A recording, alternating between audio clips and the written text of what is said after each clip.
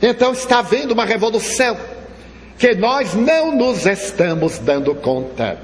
Apegados à sistemática do lado negativo, só temos visto na terra desaires, violências, misérias, e não estamos observando uma sutil mudança, uma psicosfera que anuncia até o ano de 2052, segundo os nossos amigos espirituais, a mudança real para um mundo de regeneração.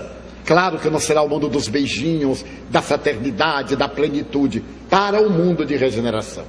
Nesse mundo de regeneração, é claro, haverá novos parâmetros que estão sendo estudados na atualidade, que estão sendo apresentados por esses humanistas e por aqueles que já virão logo depois deles. Porque os índigos irão preparar a nossa organização neuronial para que os espíritos cristal, aqueles missionários, encontrem em nós as respostas orgânicas para desempenharem as tarefas do mundo melhor.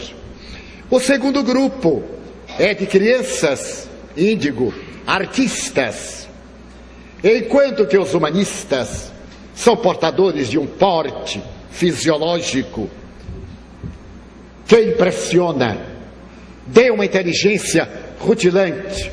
Os artistas serão de estrutura menor, porque os estudiosos dessa área chegaram à conclusão de que há um trabalho genético para poder proporcionar-lhes a instrumentalidade para o desempenho da tarefa. Então essas crianças artistas estarão dentro de um grupo de sensibilidade. Ao dedicar-se à arte, serão esplendorosos. Da fase infantil, serão irrequietos, sem definir exatamente o que querem. E os psicólogos recomendam, se ele se dedicar à música, não compre um piano, alugue, porque logo ele enjoa do piano e larga. É uma das características. Não lhes dê brinquedos muito caros, porque para a criança índigo é indiferente o preço, o que interessa é o brinquedo. Não diga que a criança é destruidora, ela não arrebenta o brinquedo, ela olha como é que o brinquedo foi constituído, e como não sabe desmontar, ela vai tirando as peças conforme lhe apraz. No fundo é a curiosidade de descobrir a causa. Então as crianças artistas, pela sua sensibilidade, podem tornar-se criminosos seriais. A maioria das crianças homicidas nos Estados Unidos e na Europa é estudada pelos especialistas dessa nova era.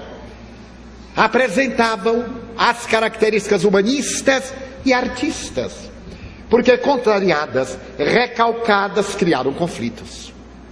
As nossas exigências descabidas, o descuidado dos pais, que preferem remunerar educadores, empregados, babás, enfermeiros, para exercerem a tarefa que a eles a vida delegou e que eles escolheram, porque procriaram, porque quiseram.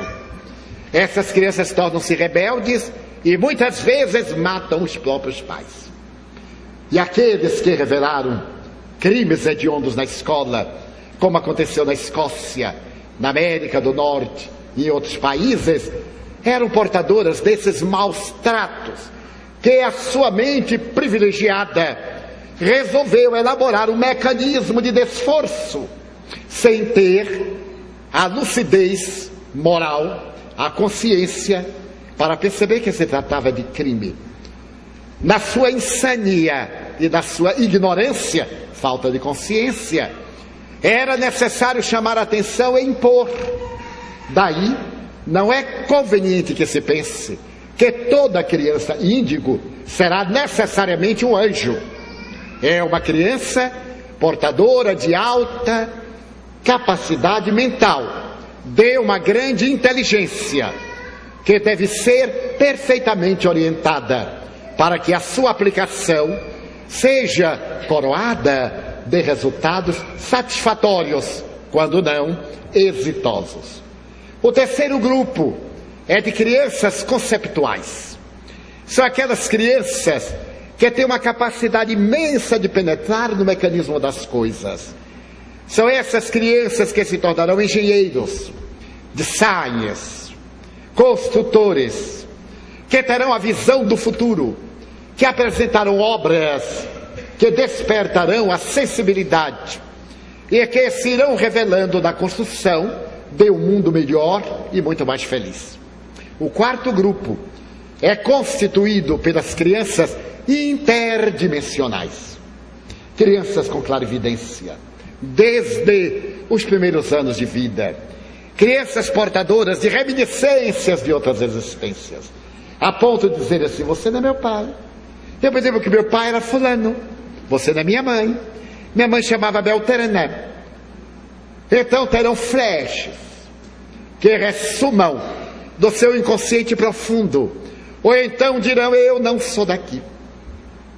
Terão reminiscências de paisagens que não são as nossas paisagens, porque vieram do sistema de Alcione, da grande estrela na constelação das Pleiades. Então esses quatro grupos diferenciam-nas, e estudiosos mais contemporâneos já afirmam que essas crianças interdimensionais serão as portadoras da mediunidade, que desde cedo entrarão em contato com os espíritos, seduzão, sem medo, brincarão com esses desencarnados. Quando eu li isto, eu fiquei muito triste.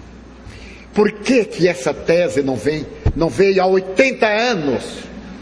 Porque eu seria uma criança índigo, interdimensional, que aos 4 anos eu brincava com os espíritos. Então eu fiquei lastimando, mas eu me conformei. Tem a criança índigo e tem o adulto indigno. Vai ver que eu estou na segunda classificação, mas sou também dentro. Muito bem. Essa observação vem oferecer uma proposta de educadores que se reencarnaram antes para preparar uma metodologia para esses seres especiais. A melhor proposta psicológica apresenta uma sugestão: não rotule a criança. Índigo normal, especial, não rotule. Não interessa. Você saberá identificar a que grupo a criança pertence, mas não é necessário nomeá-la. Cuide de educá-la.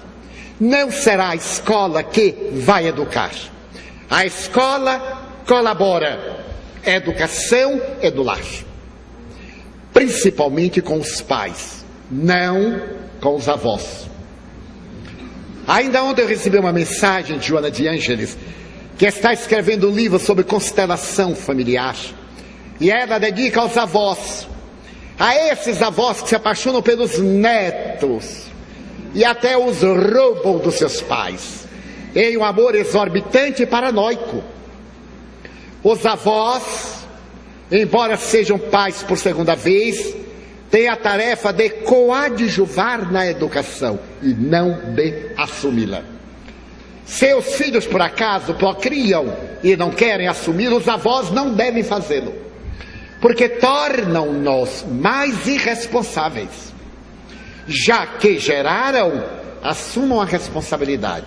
Claro que existem questões especiais, há exceções, mas genericamente nós nos tomamos de uma afeição pelo neto, achamos que o filho não sabe educar, que a nora, aquela terrível, não é mãe, aquilo não é mãe, é uma fera.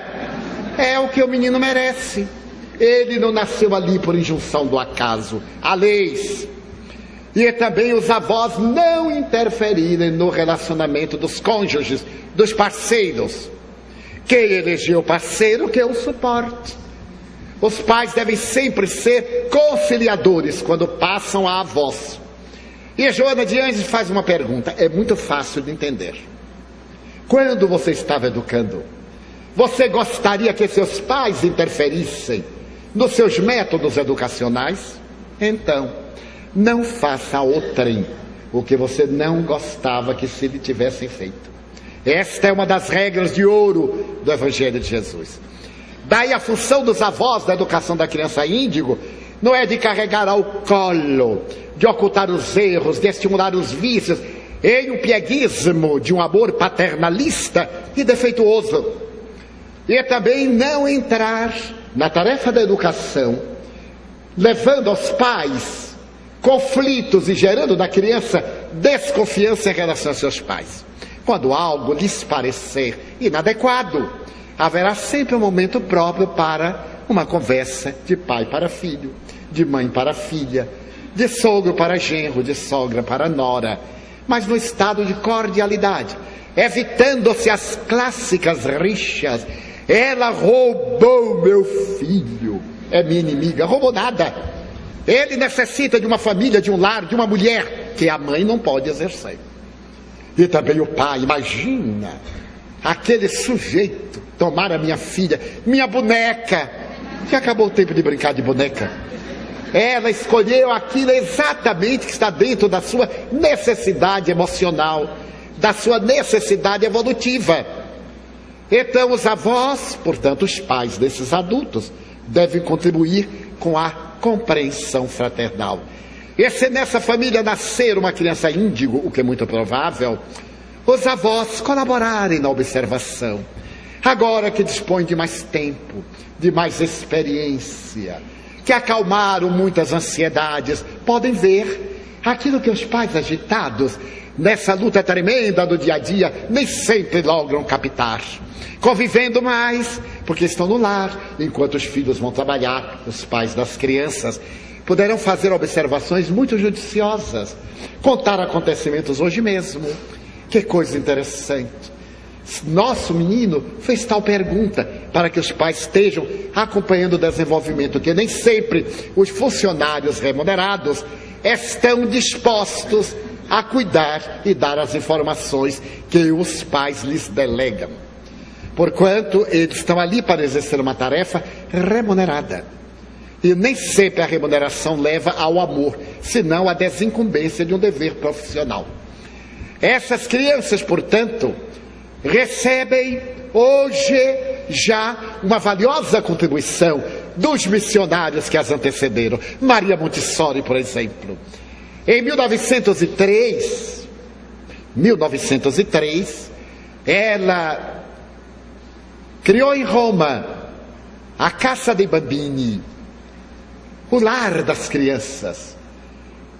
Naturalmente, seguindo os passos de Froebel, o grande educador dos jardins de infância, amigo de Henrique Pestalozzi, o homem que amava as crianças, com quem estudou Hippolyte Léon Denis Arrivai e Allan Kardec, Maria Montessori criou o modelo de educação que 103 anos depois da sua Casa dei Bambini é perfeitamente compatível com a proposta psicológica e metodológica da educação para as crianças índigo. A criança é um ser em formação. Mesmo que tenha no seu inconsciente a presença de um adulto, ela não entendia de reencarnação, a criança deve ser tratada como criança. E eu me recordo que o Dalai Lama estava numa conferência internacional e viu na plateia uma criança muito pálida, um menino de 6 anos. Ele comoveu-se no intervalo do seu seminário e chamou a criança ao palco e diante de um auditório especial e célebre, ele disse à criança: fale no microfone o que você quiser, o que vier na sua cabeça.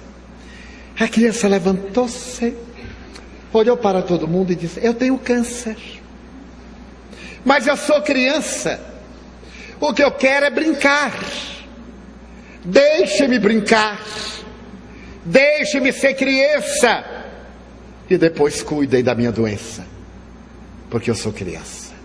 O auditório, tomado de impacto, chorou copiosamente. Já dizia então Montessori: a criança merece um tratamento especial. A nossa metodologia de educação para adultos não pode ser aplicada de maneira nenhuma na educação para crianças, ainda mais portadoras de um elevado QI e de um conflitivo QE, quociente emocional. Mas ao lado de Montessori, merece ressaltar a obra grandiosa de um austríaco de Viena, Rudolf Steiner. Steiner é o pai da antroposofia, a doutrina que estuda o ser humano. Rudolf Steiner, em 1929, criou a educação Waldorf, um método que ele inicia na Áustria, se propaga aos Estados Unidos e aparece no Brasil pela primeira vez em 1956, em que ele procura demonstrar que nem ser infantil como a criança, nem ser adulto perante a criança. Eu estava relendo O Pequeno Príncipe, e o Pequeno Príncipe tem a ocasião de dizer como os adultos são complicados, como eles são diferentes. Depois que ele vai de um para o outro asteroide, conversa com o bêbado, conversa com o rei. Mal ele chegou, o rei disse assim: você será meu súdito.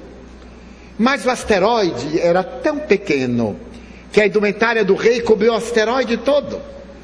E ele perguntou: e o que é súdito? Ah, é a pessoa que eu governo. E você é um rei e não tem ninguém para governar? Chegou você. Ah, mas eu vou embora. Mas enquanto estiver aqui, você tem que me obedecer. Então eu ordeno que me obedeça. E se eu não quiser, eu ordeno que não me obedeça. Ai, o Pequeno Príncipe. Então ele vai a um outro asteroide onde estava um bêbado, com garrafas vazias e com garrafas cheias. E ele perguntou ao bêbado: para que você bebe? Para me esquecer. Mas esquecer de quê? Que eu gosto de beber. E então, por que você não esquece? Porque a bebida não deixa. Então, o Pequeno Príncipe vai observando como nós adultos somos infantis e complicados. E eu vejo em nossas brigas de adulto, às vezes, ciúmes, palavras que nós achamos que são contra nós, porque somos complexados inferiores. Sempre a culpa é dos outros. Como é que disse tal coisa que me ofendeu, que me magoou? Uma pessoa que se magoa com palavras ainda está na infância psicológica. Tem que correr a um psicólogo infantil. E como nós nos deixamos sensibilizar e perdemos a oportunidade de ser felizes por causa dessas quinquilharias emocionais que nós cultivamos pelo prazer mórbido de serem felizes. Não é tese minha não, é do Pequeno Príncipe, é de Antoine Saint-Exupéry.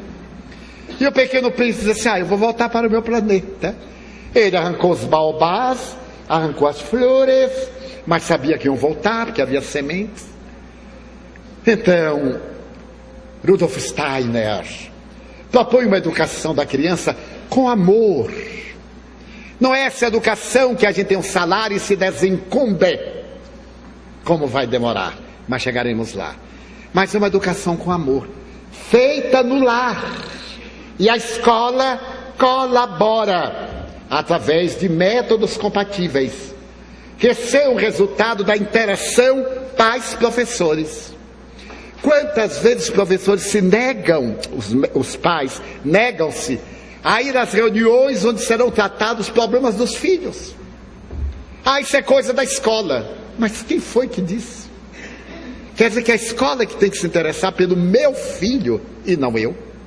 A escola é que tem que o corrigir e não eu? Sem ter métodos de correção, porque esses métodos de educação e de disciplina pertencem à família. Então, com as crianças índigo, nós teremos um arsenal de métodos, evitando sempre a negativa e explicando sempre a razão pela qual devem comportar-se de maneira edificante. Mas além deles, Piaget, a proposta de Piaget, como enriqueceu a educação nas décadas de 60 a 80, a sua psicologia e pedagogia infantis, como são ricas de sons, de cores, de ternura, como decodificou o cérebro infantil, para poder introduzir-nos as informações, a instrução, porque a educação é dada no lar. A escola instrui, orienta e a família educa através dos hábitos. Então estamos vivendo este momento de transição e já estão também chegando algumas crianças cristais.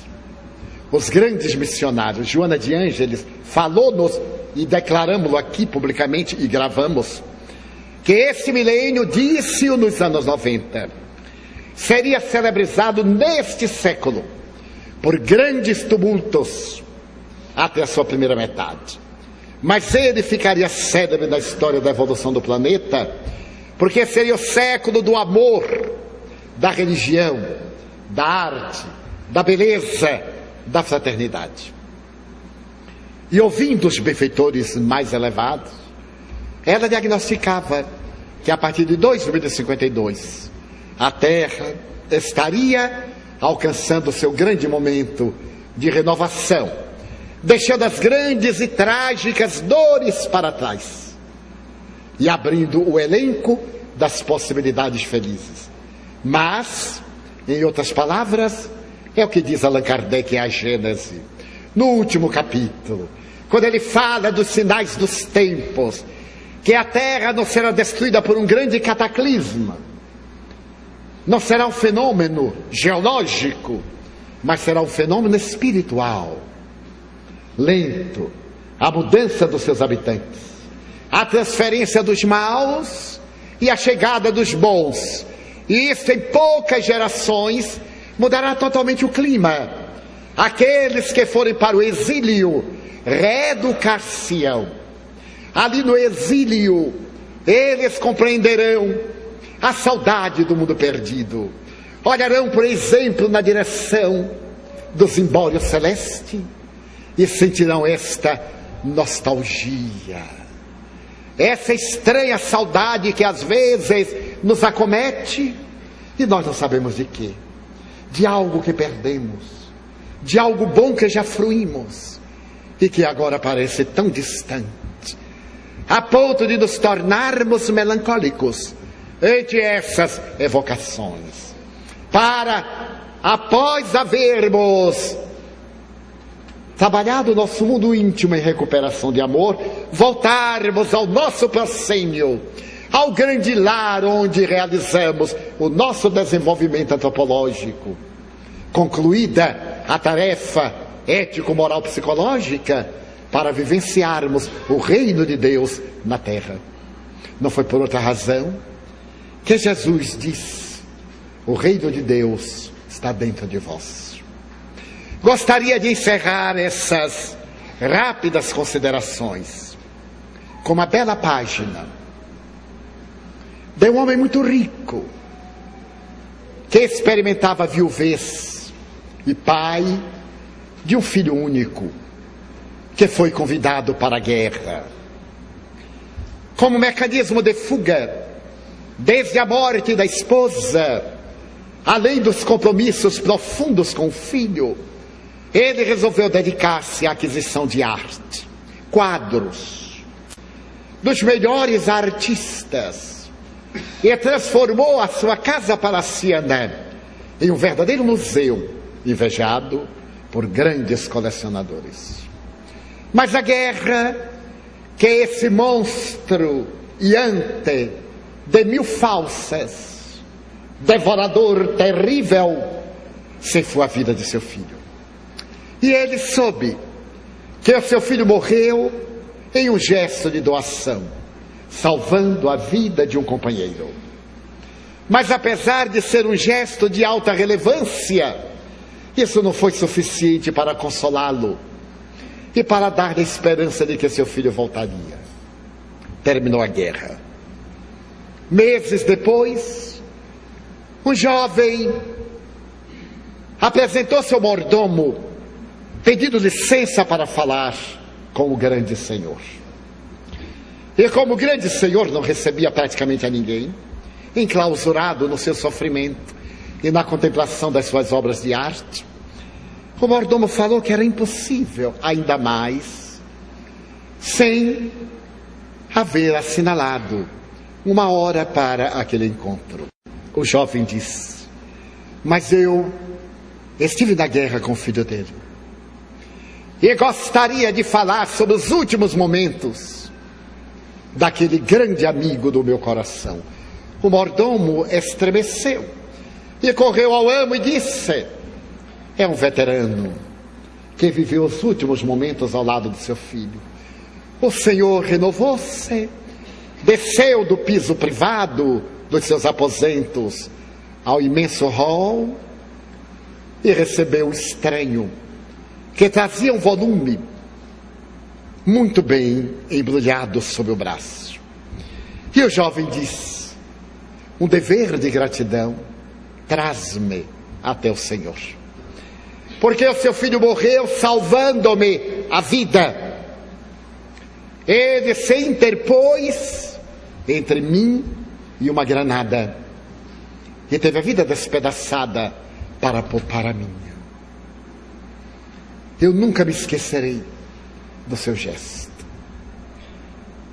e gostaria de demonstrar a minha gratidão através desta pintura que eu fiz do último momento do seu filho. Entregou-lhe o quadro, que o homem nervosamente abriu e percebeu a pintura. O olhar expressivo do jovem dando a sua por outra vida no salto que ele realizou. Não era uma pintura acadêmica, era a pintura de um principiante.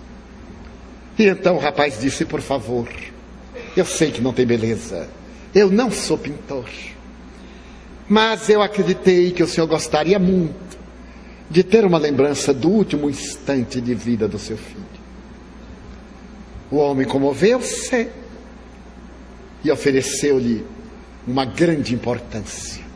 Ele disse: eu não quero nada, sou eu quem deve. Foi a minha vida pela dele e ele perdeu-a para que eu vivesse. Muito obrigado. E desapareceu, nem sequer deixou o nome. O homem colocou entre as telas mais caras da sua coleção aquela do seu filho, que era uma tela modesta. Em menos de um mês desencarnou de saudades. O leilão foi na Christie, a grande casa de leilão de Londres, que tem filiais em poucas cidades do mundo. E quando o leiloeiro apresentou-se, estava ali o que havia de melhor, corretores de pessoas riquíssimas que dariam lances pelo telefone para manter o anonimato. O leiloeiro ergue a tela e diz: primeiro lance.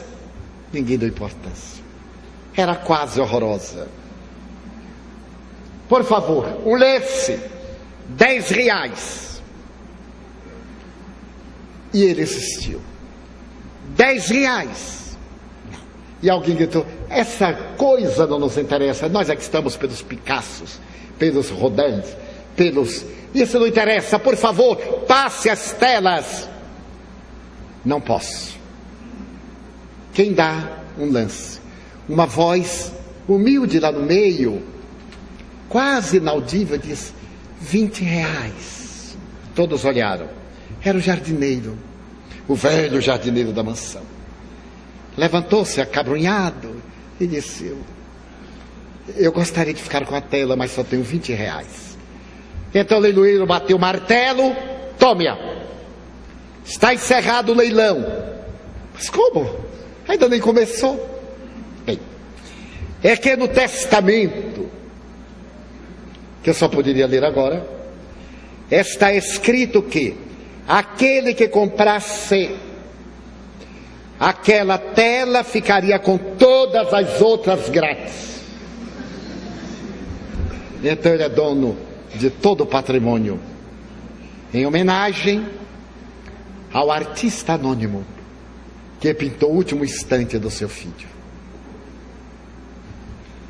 Em nossa vida há telas de alto preço, mas somente uma que tem valor: aquela que expressa o amor pelo qual um homem singular de Nazaré deu a sua pela nossa vida para perpetuar a arte da abnegação.